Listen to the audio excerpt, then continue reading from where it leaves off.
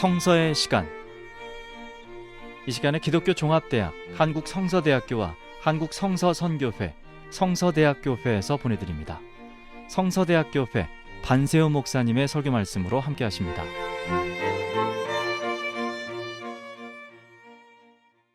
오늘 우리가 함께 나눌 하나님의 말씀은 요한복음 6장 22절로 40절까지 말씀입니다.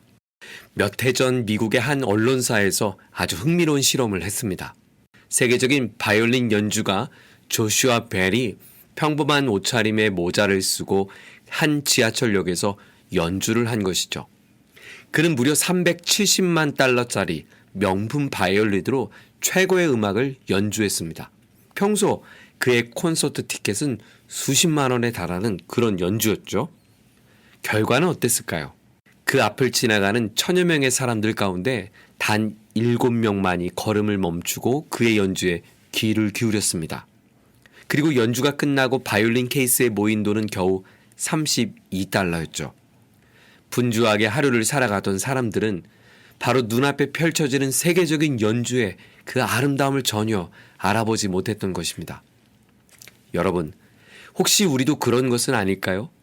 너무나 분주한 바쁜 일상을 살아내느라 하나님께서 우리 눈앞에 펼쳐진 너무나 아름답고 소중한 것을 알아보지 못한 채 그렇게 하루하루를 흘려보내는 것은 아닐까요?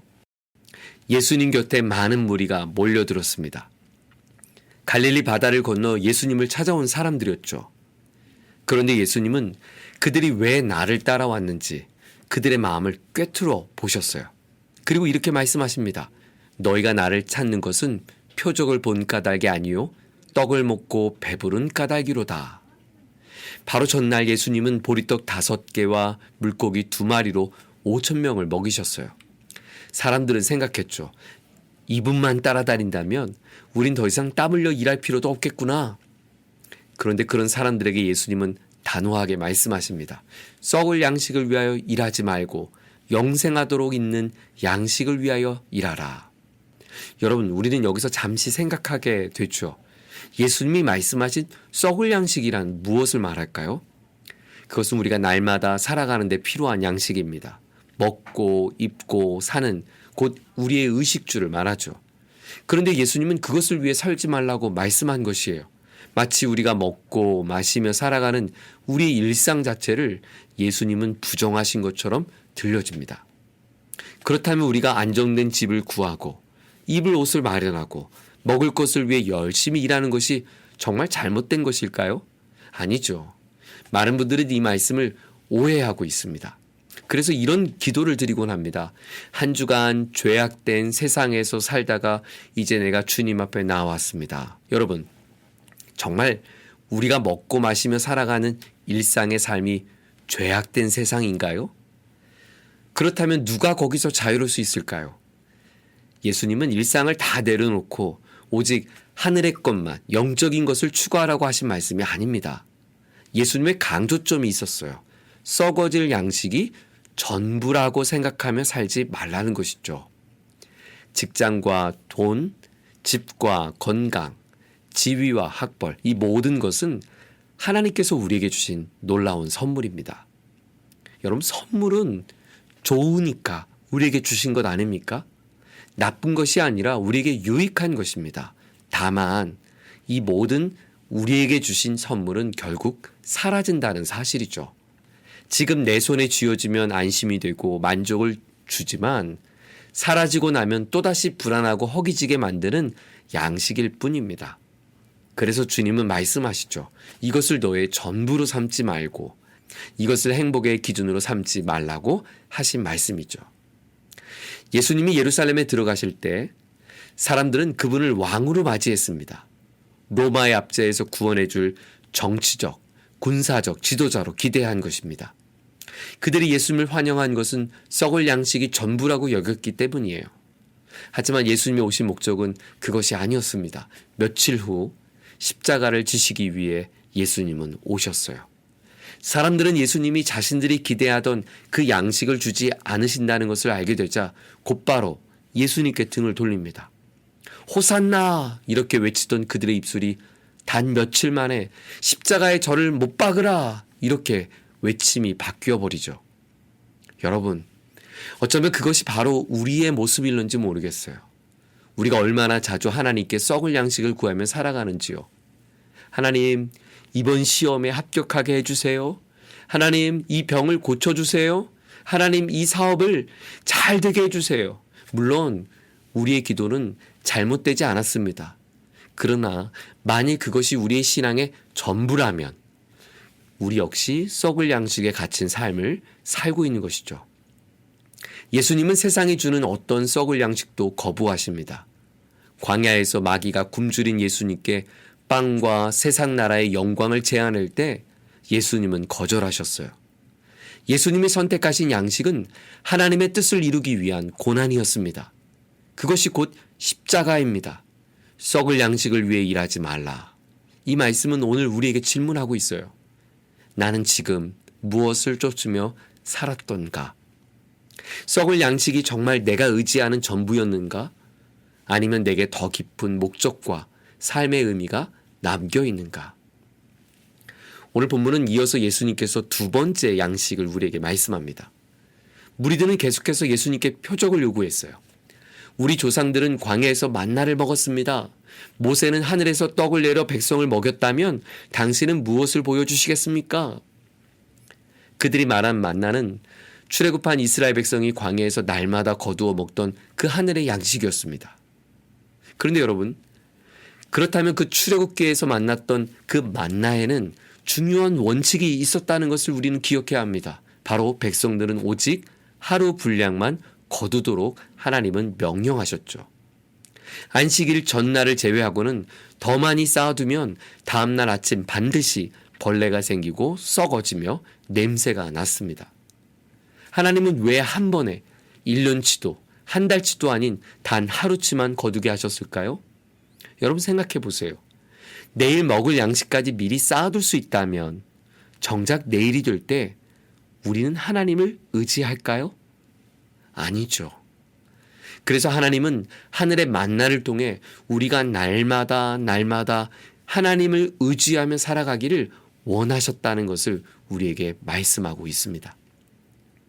하나님은 오늘 우리의 삶에도 이런 하늘의 양식을 주십니다. 내가 수고하고 애쓴 것보다 훨씬 더 넘치는 하나님의 공급하신 말이죠. 예상치 못한 도움을 우리는 받기도 하고 이건 정말 우연이야 이렇게 말할 수 없는 놀라운 순간을 경험하기도 합니다. 그것이 바로 우리 인생길에 부어주시는 하늘의 양식입니다. 그러나 여기에 중요한 사실 한 가지가 있어요. 하늘에서 내린 만나조차 결국은 사라지고 만다는 것이죠. 예수님은 말씀합니다. 너희 조상들은 광야에서 만나를 먹었어도 죽었다. 만나는 굶주린 이들에게 배부름을 주었지만 결국 보십시오. 그들은 모두 죽음을 맞이했습니다. 사랑하는 여러분, 하나님께서 우리의 인생에 필요한 때마다 하늘의 만나로 채워주시기를 간절히 축복합니다. 하지만 우리가 궁극적으로 붙들어야 할 것은 이 땅의 만나가 아닙니다. 바로 그 만나를 주신 하나님 자신입니다. 우리가 정말로 구해야 할 양식은 무엇일까요? 예수님은 마침내 이렇게 자신을 선언합니다. 나는 생명의 떡이니 내게 오는 자는 결코 줄이지 아니할 것이요 나를 믿는 자는 영원히 목마르지 아니하리라. 그렇습니다. 예수님이 자신을 생명의 떡이다 이렇게 말씀하신 건 단순한 비유가 아닙니다. 예수님은 말 그대로 자신의 몸을 우리를 위한 양식으로 내어주셨죠. 예루살렘에 들어가실 때 예수님은 자신이 십자가에 희생될 것을 다 알고 계셨어요. 자신의 몸이 찢기고 피가 흘려질 것을 아셨습니다. 그렇게 예수님의 생명이 우리를 위해 온전히 드려지고 그럴 때 우리는 영원한 생명을 얻게 되었습니다. 이것이 바로 영원한 양식 곧 예수 그리스도의 생명입니다. 여러분 그렇다면 예수님을 믿는다는 것은 무엇을 말할까요? 그것은 양식이 되신 빵이 되신 예수님을 먹는 것입니다. 여러분 예수님을 먹는다고 하면 조금 낯설게 들릴 수도 있을 텐데요. 우리말에 먹다라는 표현을 한번 떠올려 보세요. 우리는 음식을 먹을 때만 이 말을 쓰지 않죠. 나이를 먹는다, 마음을 먹는다, 겁먹지 말라 이럴 때도 겁도 먹고 충격도 먹고 먹는다는 것은 곧 받아들인다는 것을 말하죠. 예수님께서 이렇게 말씀하셨어요. 내 살을 먹고 내 피를 마시는 자는 영생을 가진다. 예수님을 나의 생명의 양식으로 받아들이는 사람에게 영원한 생명의 선물이 주어진다는 약속입니다. 예수님이 십자가에 오른 것은 바로 우리에게 이 영원한 생명을 주시기 위함이에요. 영원한 양식이 되기 위하여 자신의 모든 것을 내어 주셨습니다. 이 사랑 앞에 우리는 어떻게 반응해야 할까요? 그것은 영원한 생명이 있음을 믿는 믿음으로 살아가는 것입니다. 나의 일상의 모든 자리에서 영원한 가치가 있다는 것을 우리는 신뢰하고 그 가치를 추구하며 살아가는 것이죠. 직장에서, 가정에서, 일터에서, 학업의 자리에서 우리가 머무는 모든 곳에 하나님의 가치는 어디 있을까? 그것을 쫓아가며 말이죠. 세계적인 바이올린 연주가가 아름다운 음악을 연주해도 사람들이 알아보지 못했던 것은 그 연주가 보잘것없었기 때문이 아니었습니다. 여러분, 인류의 구원자 예수님의 십자가가 그 복음이 우리에게 전해져도 사람들이 무심한 것은 그 복음이 작아서가 아닙니다. 분주함에 매여 살아가는 사람들이 눈앞의 아름다움을 알아보지 못하듯 썩을 양식에 매여 사니 영원한 생명이신 예수님을 발견하지 못한 채 살아가는 것이죠.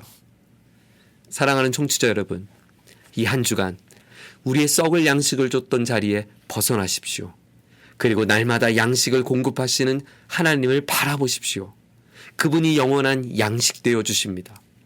예수님을 여러분의 삶의 중심에 모십시오. 그러면 우리 안에 더 이상 썩지 않고 영원히 살아가는 놀라운 영생의 선물이 주어집니다. 그 은혜가 오늘 이 아침에 이 방송을 듣는 저와 여러분의 인생에 아름다운 고백이 되기를 주의 이름으로 축원합니다. 하나님 아버지, 더 이상 썩을 양식만을 쫓으며 살지 않겠습니다. 하나님의 공급하심을 신뢰하겠습니다. 영원한 양식 되신 예수님, 나와 함께 주시옵소서. 예수님의 이름으로 기도드립니다. 아멘.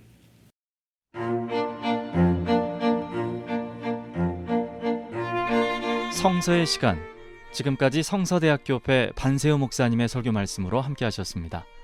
이 방송 들으시고 신앙생활에 도움받기 원하시는 분은 서울전화 02-936국에 9559번 936-9559번 성서대학교회로 연락하시기 바랍니다.